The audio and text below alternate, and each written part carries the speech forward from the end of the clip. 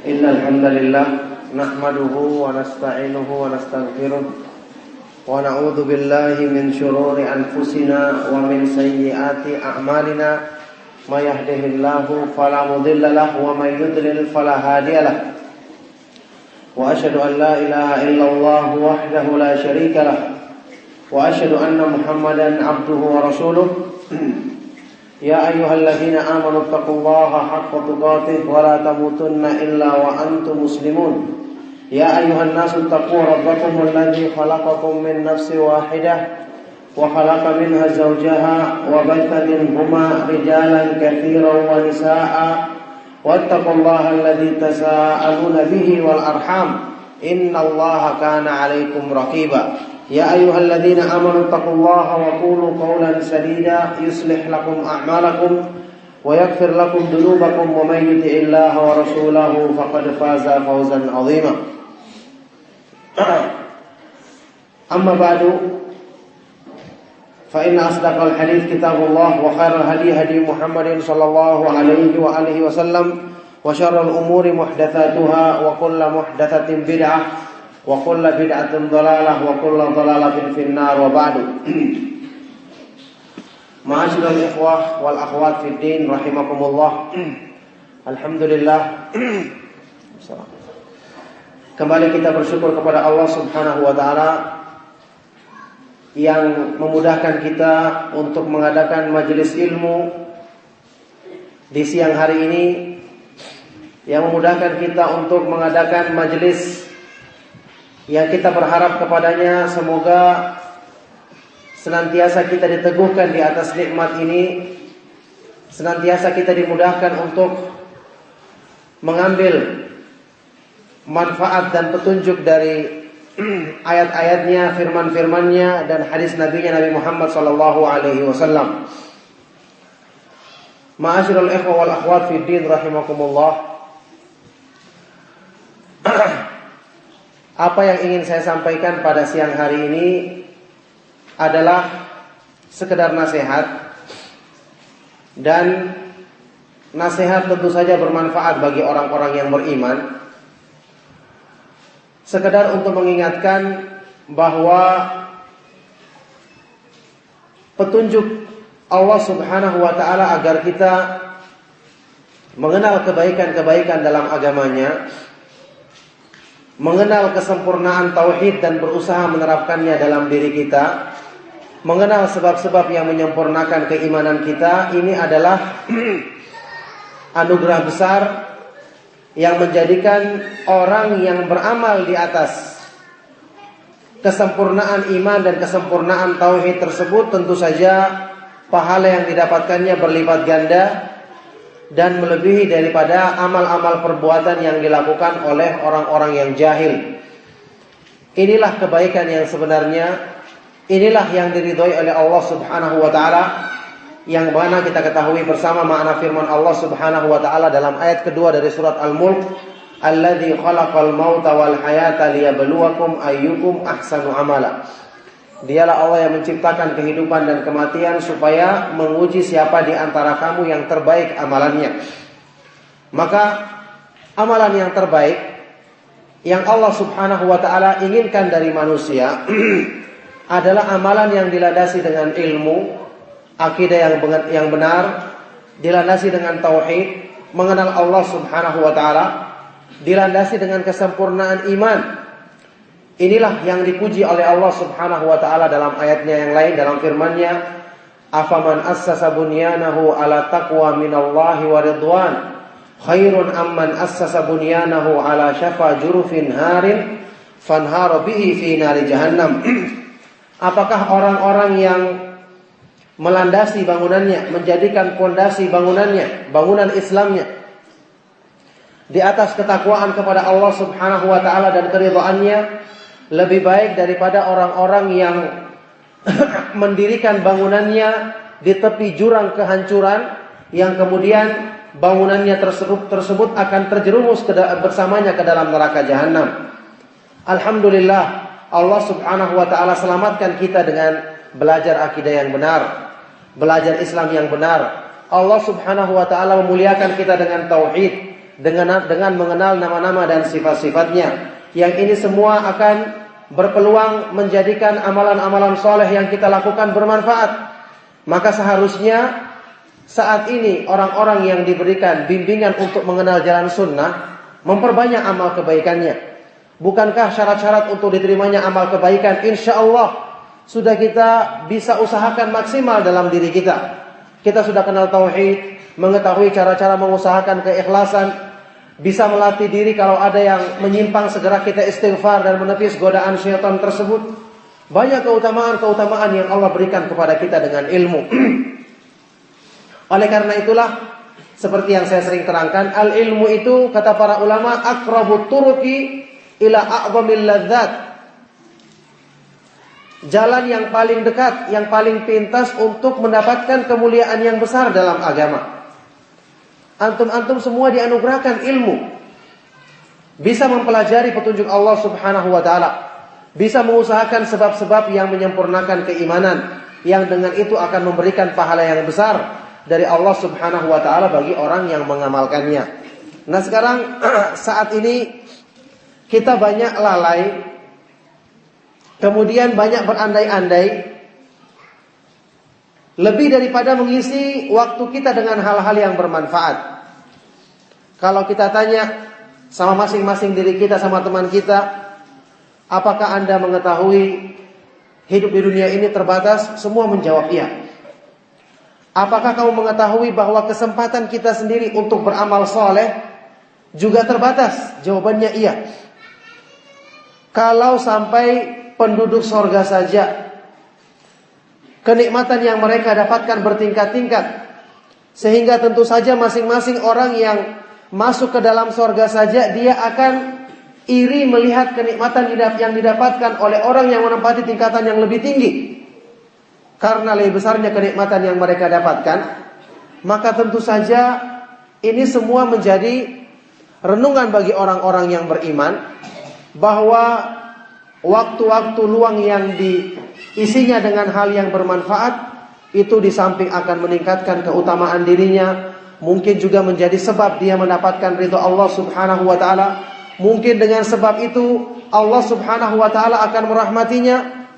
Karena sampai saat ini kita semua yakin dan sepakat, tidak ada seorang pun di antara kita yang menjamin bahwa dirinya sudah benar-benar bertakwa. Allah Subhanahu wa taala sudah benar-benar meridhoinya, bahwasanya dia telah benar-benar memiliki bekal yang cukup seandainya dipanggil saat ini.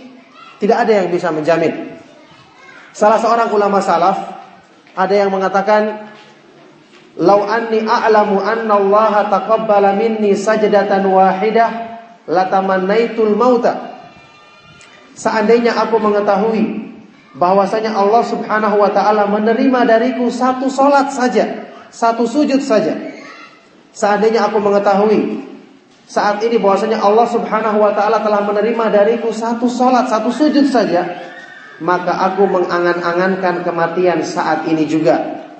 Karena Allah hanya akan menerima amalannya orang-orang yang bertakwa, sebagaimana dalam firman-Nya, "Innama yataqabbalullahu minal muttaqin." Hanyalah Allah Subhanahu wa taala menerima amal dari orang-orang yang bertakwa. Allah hanya menerima amalnya orang-orang yang bertakwa. Nah, sekarang kita dengan pedenya merasa apa yang kita lakukan selama ini sudah cukup, sehingga kita tidak merasa bersemangat lagi untuk memperbaiki diri, atau kita merasa apa yang kita lakukan saat ini sudah cukup. Saya menjadi seorang penuntut ilmu, tinggalnya di pondok, tiap hari belajar, sudah terjadi masuk surga. Karena tertipu dengan janji-janji keutamaan yang disalahpahami, yang tidak dipahami sebagaimana mestinya. Di antaranya firman sabda Nabi SAW, "Man yuridillahu bihi khairan yufaqihu fid din." Barang siapa yang Allah kehendaki baginya kebaikan, maka Allah jadikan dia faqih dalam agama. Maka orang yang menjadi penuntut ilmu merasa sudah hadis ini jelas ditujukan untuk saya, telah dikehendaki kebaikan untukku karena saya menjadi orang yang mondok di pondok pesantren, maka sudah kebaikan itu sudah jelas saya dapatkan. Yang butuh untuk menambah kebaikan adalah orang-orang yang di luar pondok, yang bukan penuntut ilmu secara khusus. Maka ini merupakan tipu daya syaitan. Tipu daya syaitan. Ketakutan yang berlebihan tercela menjadikan orang terjerumus ke dalam pemahaman Khawarij. Sebagaimana pengharapan yang berlebihan juga tercela. Imam Ibnu Qayyim rahimahullah ta'ala pernah menukil dalam kitabnya Ad-Da'u wad-Dawa tentang penyakit yang menimpa sebagian orang-orang yang menisbahkan dirinya kepada ilmu, bahkan sebagai ahli ibadah. Sebagian orang-orang yang semangat beribadah, yaitu dalam hal apa? Dalam hal mereka terlalu bersandar kepada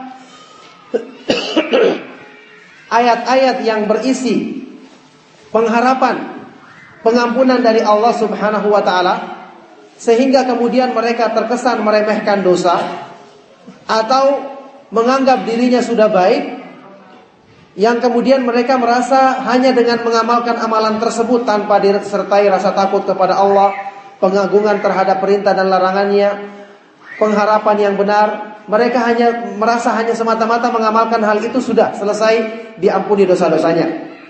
Ibnu Qayyim rahimahullah ta'ala membawakan sebuah contoh.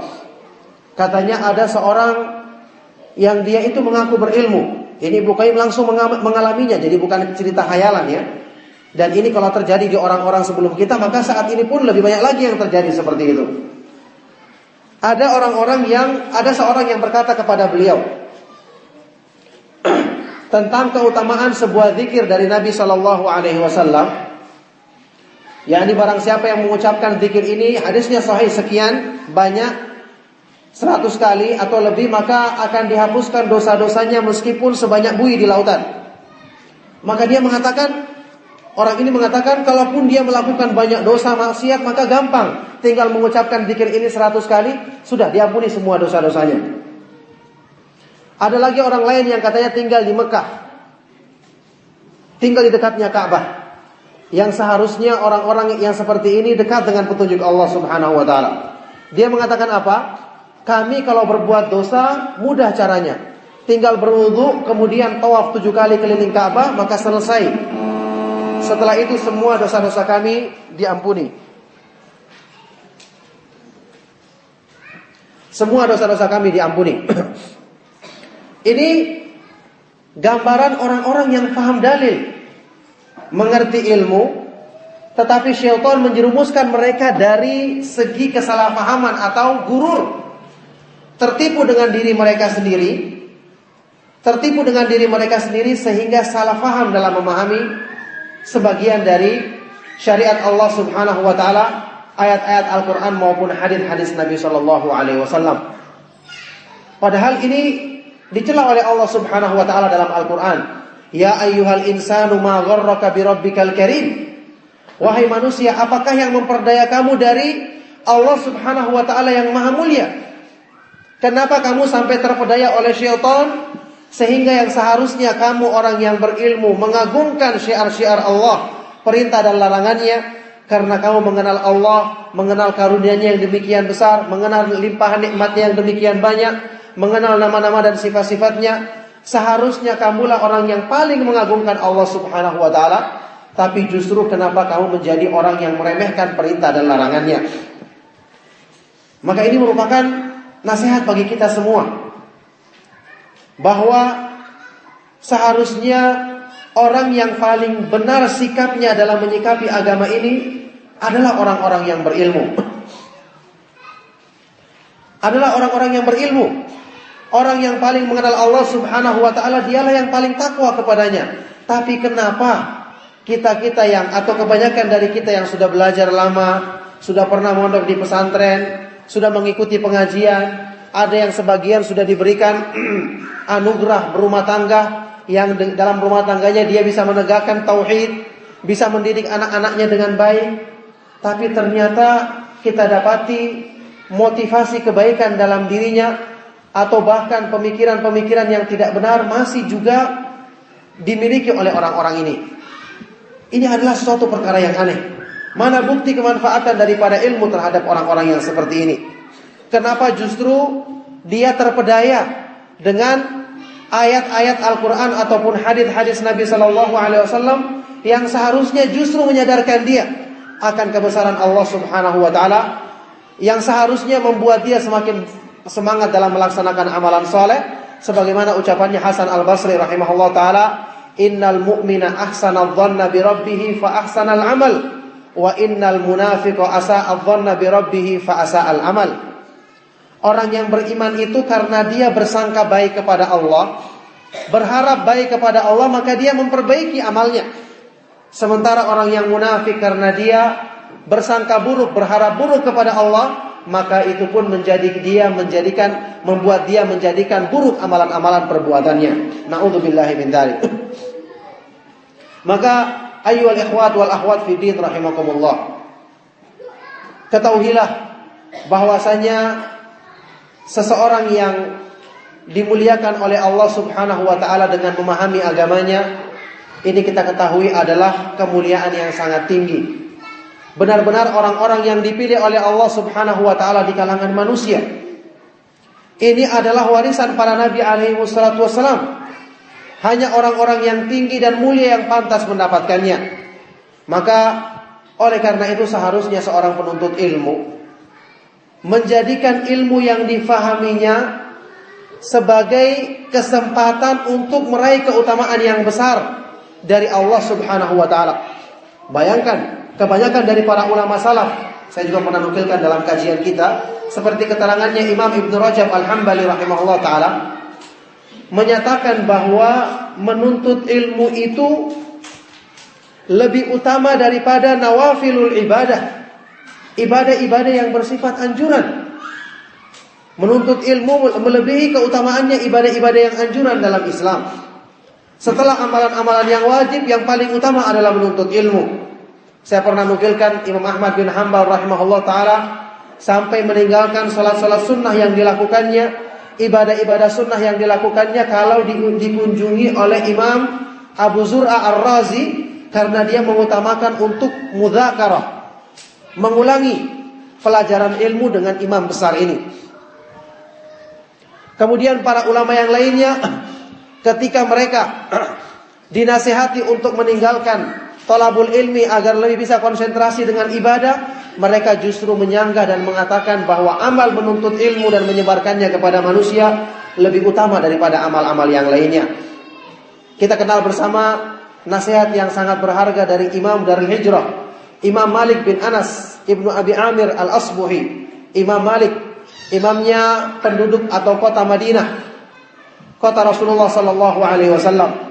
Ketika di zaman beliau ada seorang ahli ibadah yang bernama Abdullah ibnu Umar ibnu Hafs al-Umari al-Mukabbar, ahli ibadah yang terkenal, tapi dia adalah seorang yang lemah dalam meriwayatkan hadis Nabi sallallahu alaihi wasallam.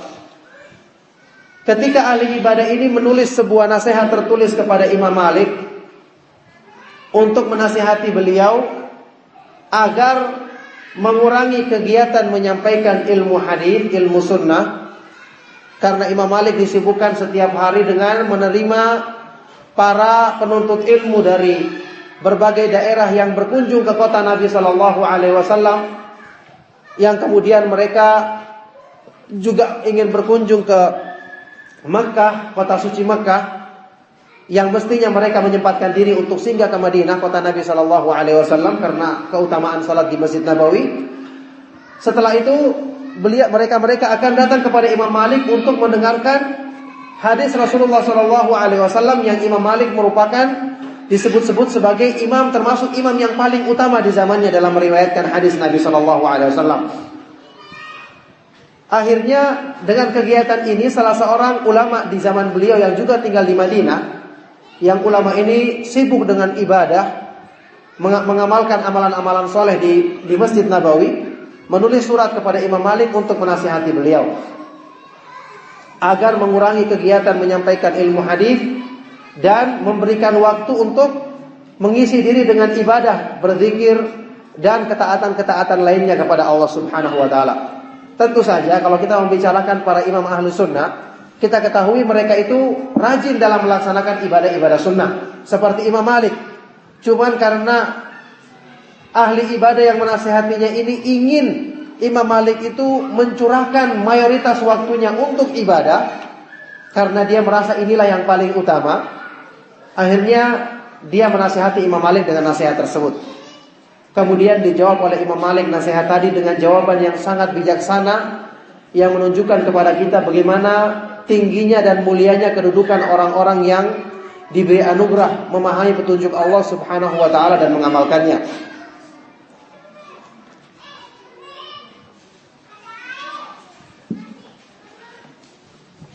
Akhirnya dia menulis jawaban dalam surat kepada Imam Malik, kepada Abdullah Al-Umari ini.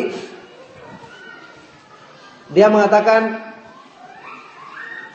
amma ba'du, setelah membuka dengan alhamdulillah dan salawat, amma ba'du, fa inna Allah azza wa jalla qad qassamal a'mal kama qassamal arzaq, wa rubba rajulin futiha lahu fi salati wa lam yuftah lahu fi sadaqah, wa akhar futiha lahu fi siyami wa lam yuftah lahu fil jihad.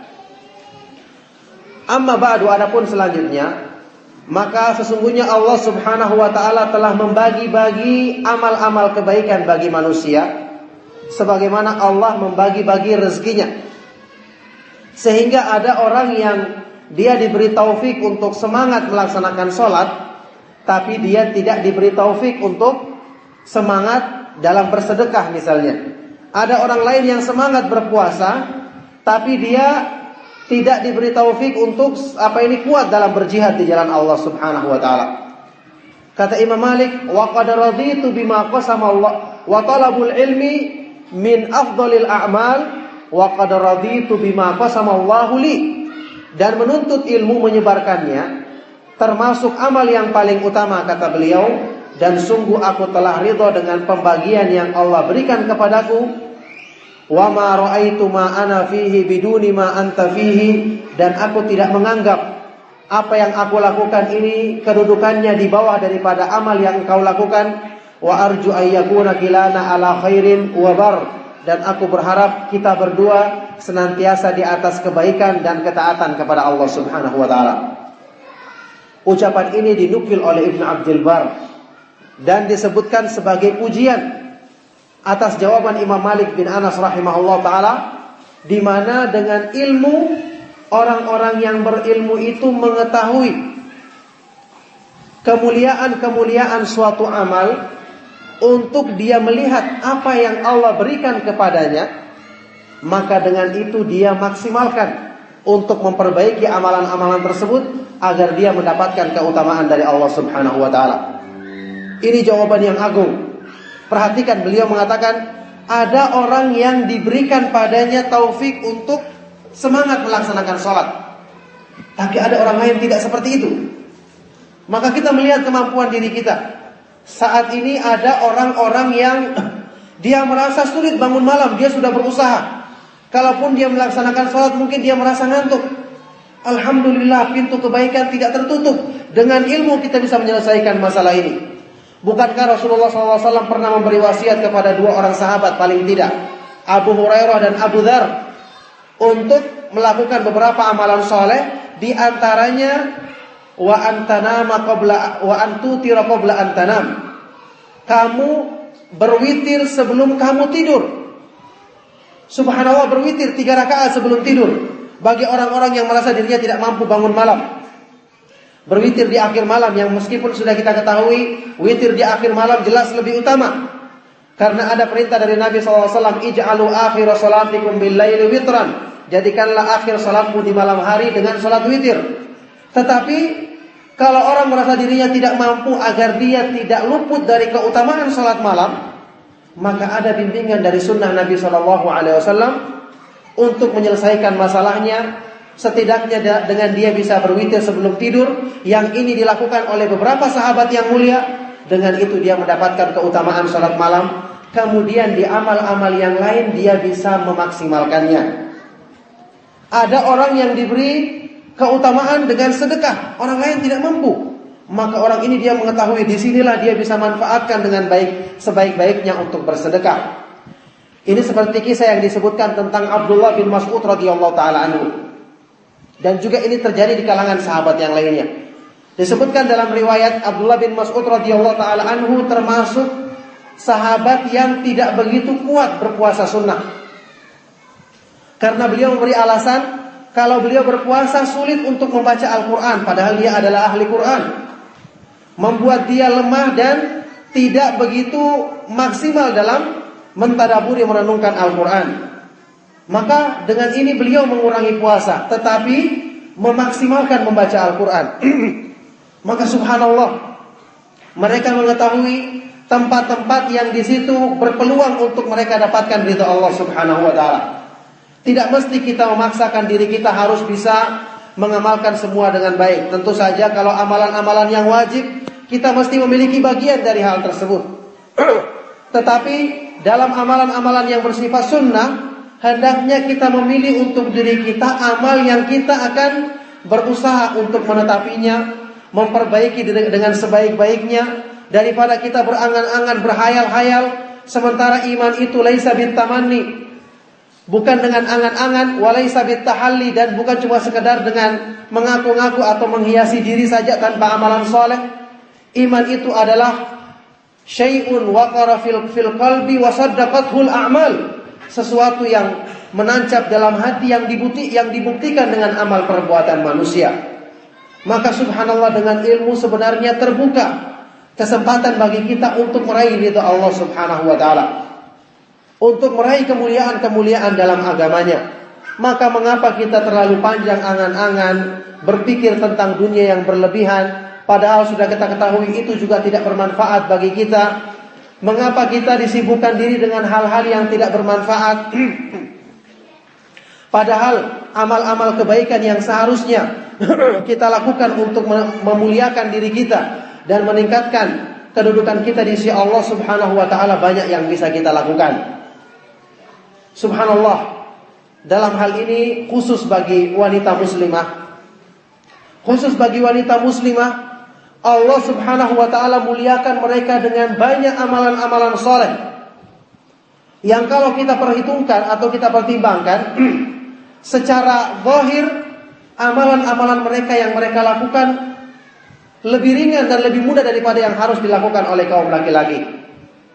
Mereka tidak disuruh berjihad, tidak juga disuruh keluar rumah untuk berdakwah ke sana kemari yang itu membutuhkan tenaga dan fisik. Tidak juga mencari nafkah di luar rumah yang itu tentu lebih banyak bersinggungan, lebih banyak resiko, lebih banyak menghadapi masalah. Mereka dimuliakan oleh Allah Subhanahu wa taala dengan amalan-amalan yang sesuai dengan kondisi mereka, yang jika mereka maksimal melakukannya, itulah kemuliaan yang sebenarnya. Dengan itulah mereka mencapai kemuliaan yang mungkin melebihi kaum laki-laki. Subhanallah, seorang wanita, seorang perempuan muslimah menetap di rumahnya saja itu sudah merupakan ibadah.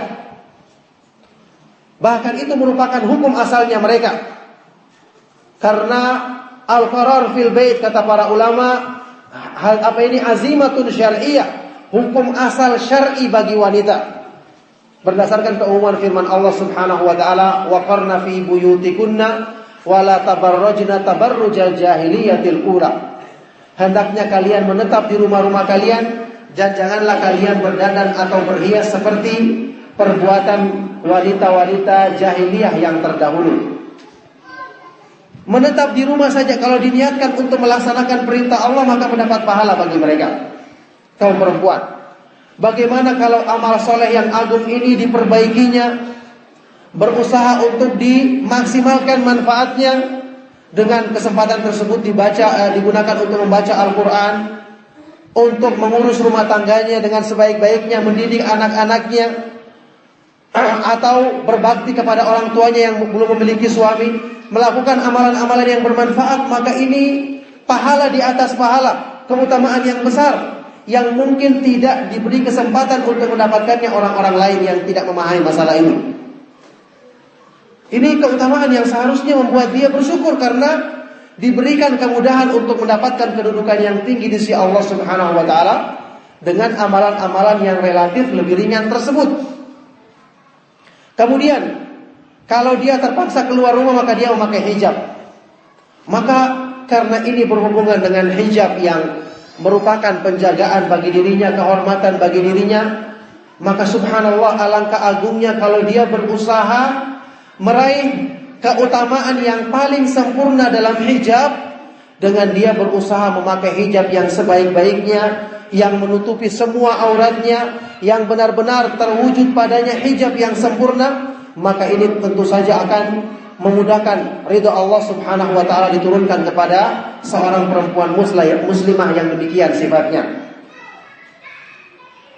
Apa salahnya kalau kita berusaha untuk menerapkan apa yang dianjurkan oleh para ulama, misalnya memakai hijab yang menutupi seluruh tubuh, menutup wajah, karena minimal itu keutamaan.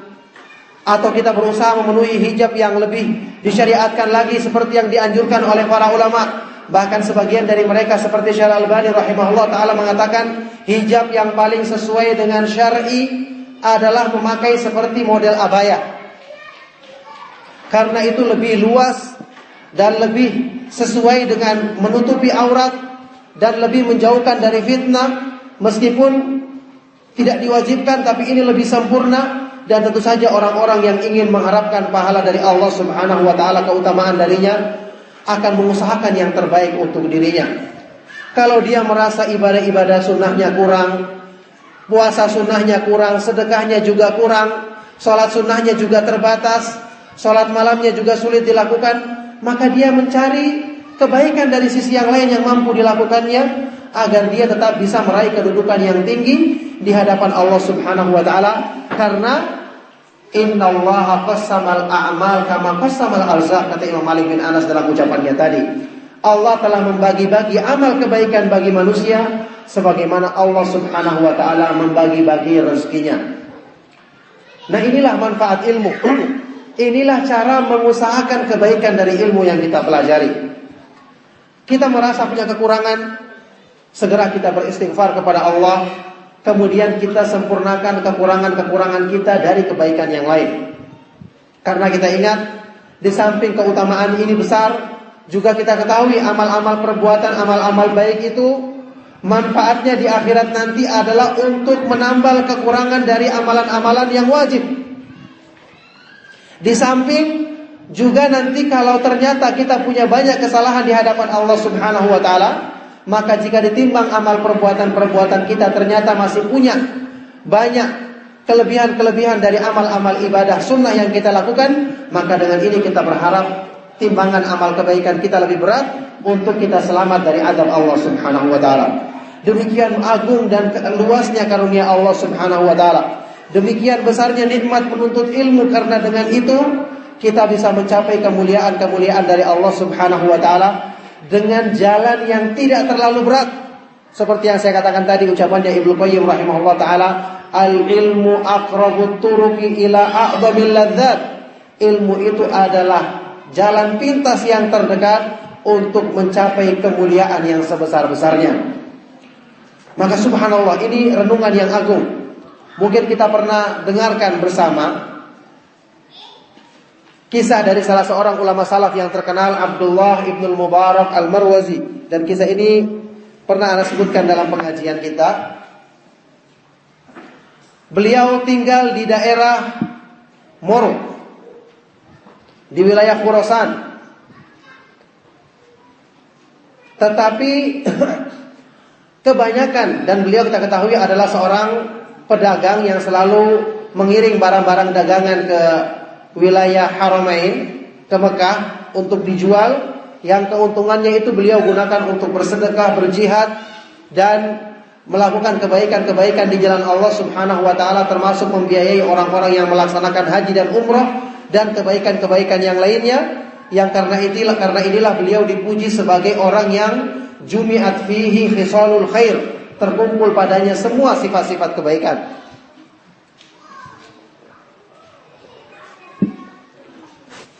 Nah, beliau pernah dicela atau dikritik karena perbuatannya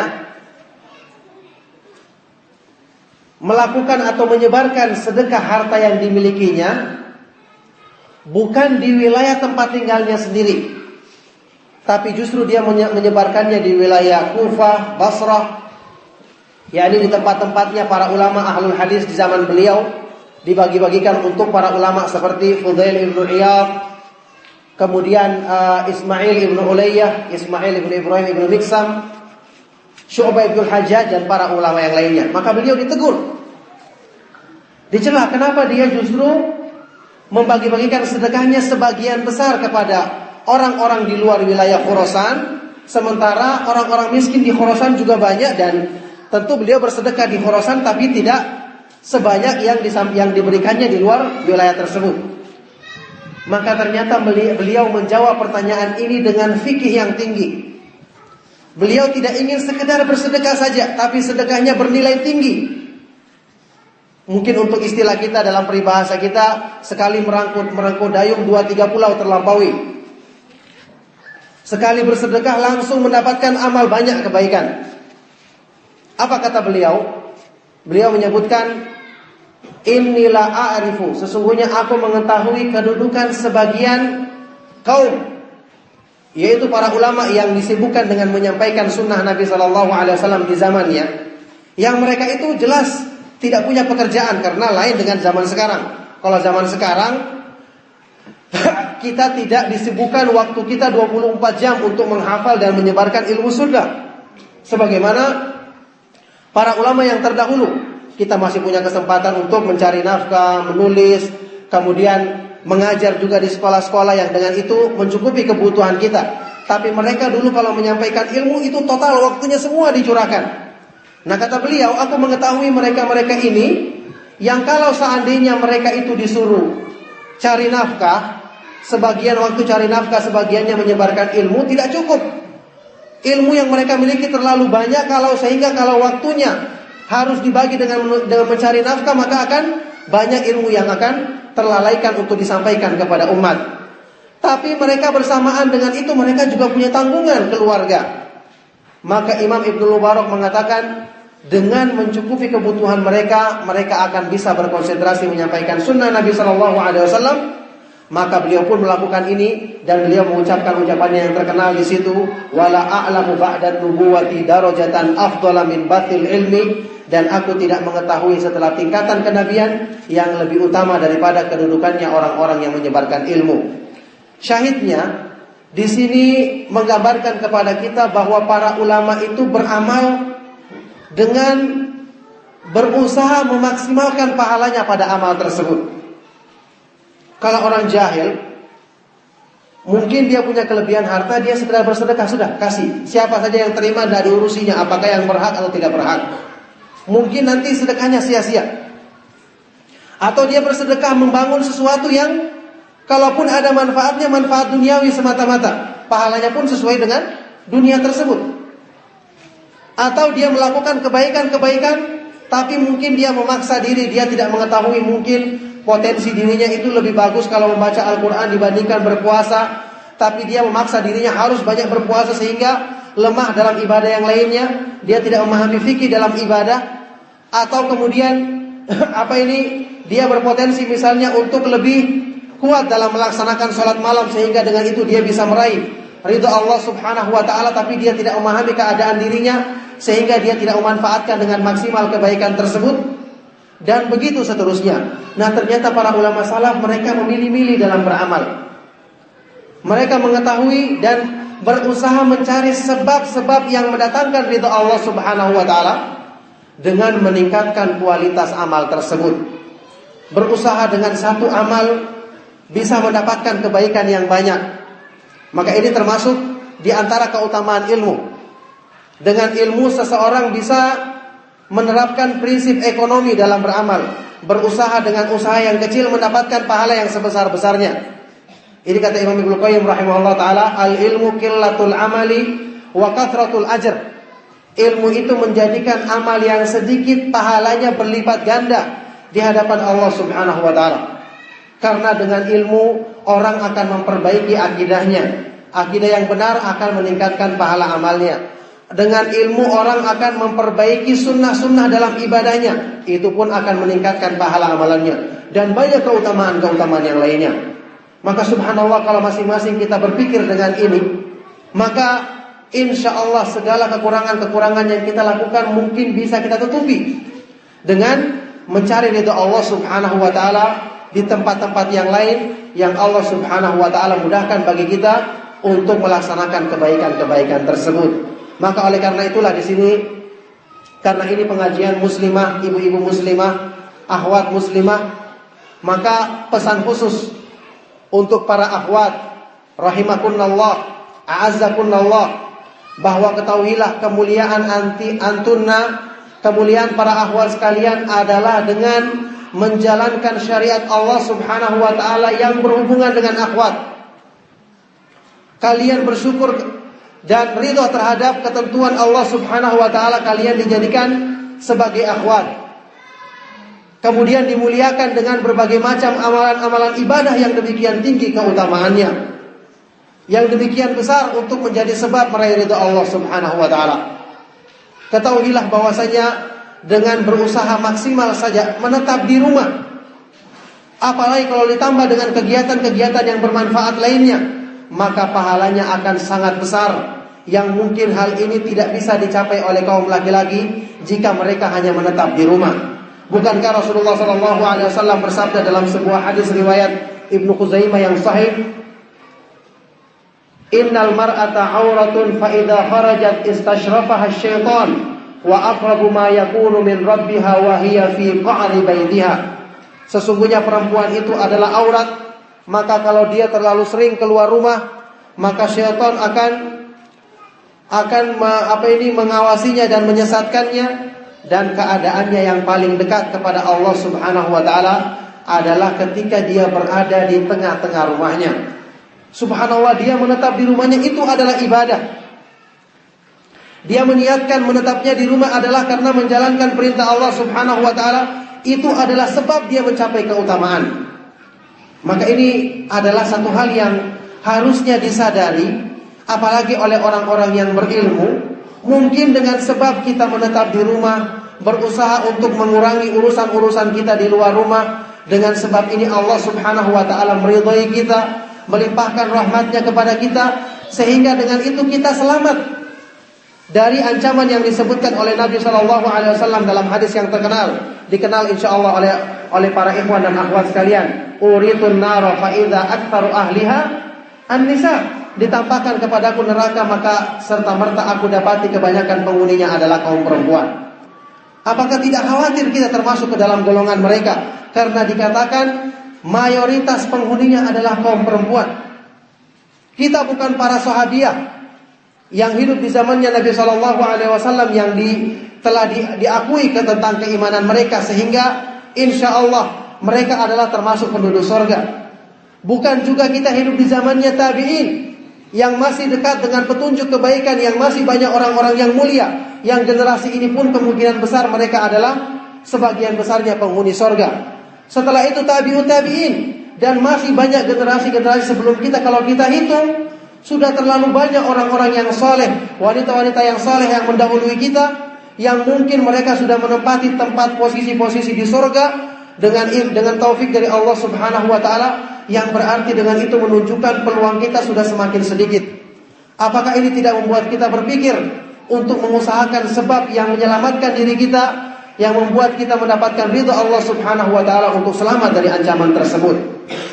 Nah, oleh karena itu, ini adalah satu hal yang sangat disayangkan sekali jika kita mendapati kenyataan akhwat-akhwat yang sudah diberikan taufik oleh Allah Subhanahu wa taala, dimuliakan dengan Islam, dengan iman, dengan mengikuti sunnah, dengan hijab yang menjaga kehormatan mereka, dimuliakan mereka dengan menutup seluruh auratnya, yang setiap yang dengan itu mereka akan kegiatan-kegiatan mereka akan bernilai ibadah di hadapan Allah Subhanahu wa taala, dimuliakan lagi dengan keluarga yang saleh, keluarga yang dengannya dia bisa menegakkan agama Allah Subhanahu wa taala. Tapi kemudian timbul pikiran sebagian dari mereka ingin keluar rumah, ingin menjadi wanita karir, ingin bekerja dan ingin seterusnya. Subhanallah. Bagaimana orang seperti ini bisa mempertahankan taufik Allah Subhanahu wa taala dalam dirinya? Bagaimana orang-orang seperti ini dikatakan sebagai ciri-ciri orang yang akan selamat di dunia dan di akhirat, kalau perbuatannya sendiri menunjukkan dia tidak ingin dimuliakan dengan Islam? Waliyadzubillah, hendaknya kita sadar hidup kita ini sementara. sebentar lagi akan berakhir dan kita akan menjalani kehidupan yang kekal abadi selama-lamanya. Hari akhir disebut sebagai hari akhir karena tidak ada lagi hari setelah itu. Apakah kita mau menukar umur kita yang sebentar, kesenangan yang cuma sesaat, dengan kehidupan yang kekal abadi selama-lamanya di akhirat nanti? Maka alangkah sangat bodoh dan sempitnya pemikiran seseorang yang telah mendapatkan petunjuk dari Allah Subhanahu wa taala. Dia telah mengetahui kebaikan yang besar yang banyak tidak diketahui oleh orang-orang di sekitarnya, kemudian dia tidak memanfaatkan kebaikan tersebut dengan sebaik-baiknya. Dia lebih cenderung memilih kemauan, mengikuti kemauan hawa nafsunya, mengikuti keinginan akalnya yang sempit, yang pendek, untuk meninggalkan kemuliaan yang jelas-jelas dijanjikan oleh Allah Subhanahu wa taala kepadanya jika dia berpegang teguh dengan agamanya. Sebagian orang atau sebagian akhwat ada yang berpikir, karena kita jenuh kalau di rumah terus, jenuh karena pekerjaan kita sehari-hari cuma berpindah dari itu ke itu saja, tidak ada perubahan. Maka jawabannya, rasa jenuh hanya timbul kalau orang tidak mengetahui keutamaan satu amal. Rasa jenuh timbulnya karena kita belum merasakan kemanisan iman, disebabkan karena kita terlalu terbiasa memanjakan hawa nafsu. Kalau kita berusaha untuk berjuang menundukkan hawa nafsu kita, berusaha banyak berdoa kepada Allah Subhanahu wa taala agar disempurnakan keimanan kita, maka rutinitas yang tadi kita katakan menjenuhkan, yang itu hakikatnya adalah ibadah kepada Allah Subhanahu wa taala. Karena ibadahnya perempuan adalah dalam rumahnya, ini tentu bagi orang-orang yang beriman akan dirasakan sebagai kenikmatan. Lihatlah perbuatan dari para sahabiah, orang-orang yang mulia sebelum kita, yang mereka menjadikan kenikmatan tertinggi mereka adalah berada dalam rumah-rumah mereka. Sampai di antara mereka ada yang keluar hanya sekali untuk melaksanakan ibadah haji. Setelah itu keluar ketika dikeluarkan jenazahnya dari rumahnya. Subhanallah, kemuliaan yang besar, kenikmatan yang hakiki yang mereka rasakan ketika mendekatkan diri kepada Allah Subhanahu wa taala, karena mereka terbiasa berjuang untuk menundukkan hawa nafsunya. Nafsu manusia sudah kita bahas berkali-kali, sifat asalnya adalah ammaratun bisu, selalu mengajak kepada keburukan. Maka kalau tidak dilatih, tidak dipaksa untuk dirubah sifat-sifatnya menjadi nafsu yang mutmainnah, tenang dan senang ketika beribadah dan mendekatkan diri kepada Allah, maka selamanya dia akan selalu menjerumuskan dan mengajak manusia kepada keburukan. Maka sekali lagi, sadarilah keadaan diri kita. Rahimallahu abdan arafa qadra nafsi. Semoga Allah merahmati seorang hamba yang mengetahui kadar keadaan dirinya. Maka kondisi perempuan yang dijadikan dengan hikmah Allah Subhanahu wa taala yang tinggi, dijadikan tempat mereka di rumah, dijadikan mereka bertugas untuk mengurusi keluarga, yang itu merupakan tempat kemuliaan dan sebab mereka mendapatkan ridha Allah Subhanahu wa taala. Hendaknya itu disyukuri dengan sebaik-baiknya, dimanfaatkan dengan semaksimal mungkin untuk meraih ridha Allah Subhanahu wa taala.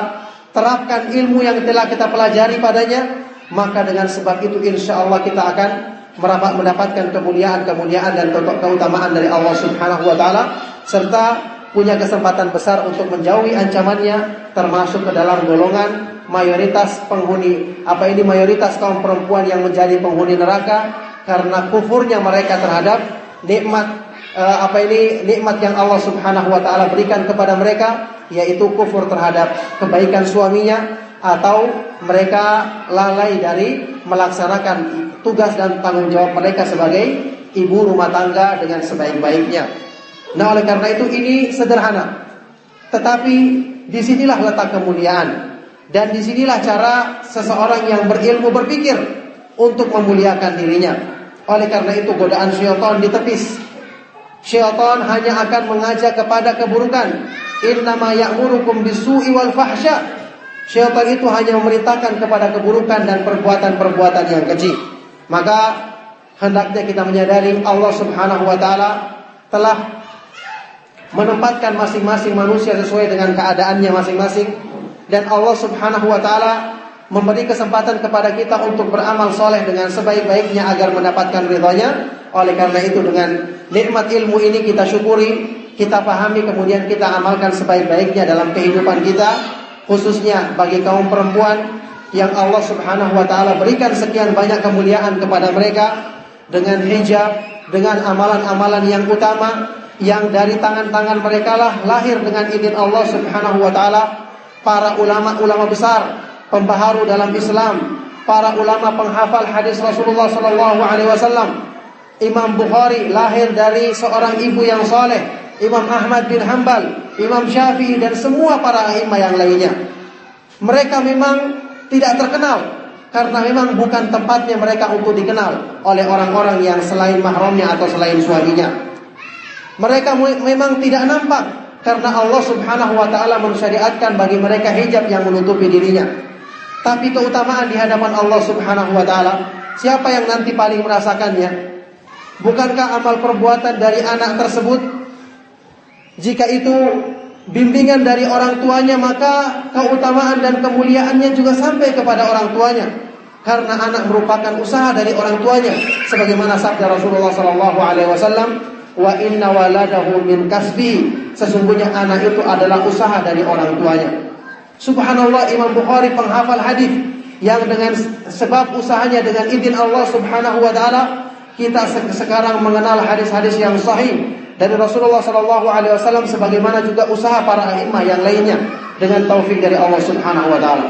Tapi semua itu pahala dan keutamaannya juga dirasakan oleh orang tuanya, karena mereka lah yang membimbingnya dan memberikan sebab-sebab kebaikan dengan pendidikan yang baik, dengan dibiasakan untuk melaksanakan amalan soleh sejak kecil. Maka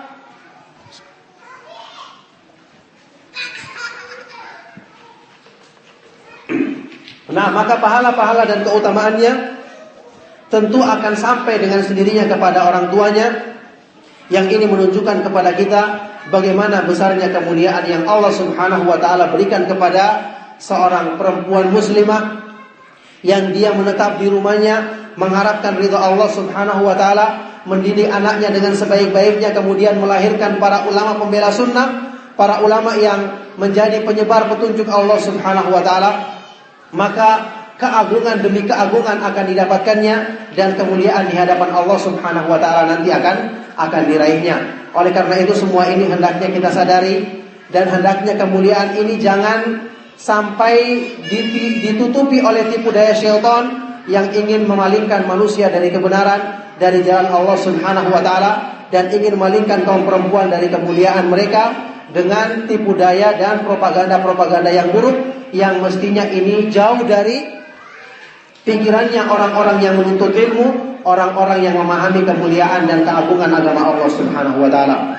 Inilah nasihat yang ingin saya sampaikan untuk diri saya sendiri pribadi, untuk para ikhwah saudara-saudaraku pada penuntut ilmu, dan para akhwat yang telah dimuliakan oleh Allah Subhanahu wa taala, dipilih di antara sekian banyak manusia untuk menjaga kehormatan dirinya, memuliakan kehormatan dirinya dengan menjalankan petunjuk Allah Subhanahu wa taala dan menjalankan syariatnya. Maka demikianlah, semoga nasihat ringkas ini bermanfaat. Kita isi waktu selanjutnya dengan tanya jawab. Saya cukupkan dan afwan atas segala kekurangannya, dan afwan juga jika ada kata-kata yang kurang berkenan. Wassallallahu wasallam wa barak ala nabiyina Muhammadin wa ala alihi wa ashabihi wa man tabi'ahum bi ihsan ila yaumiddin wa akhiru da'wana alhamdulillahi rabbil alamin.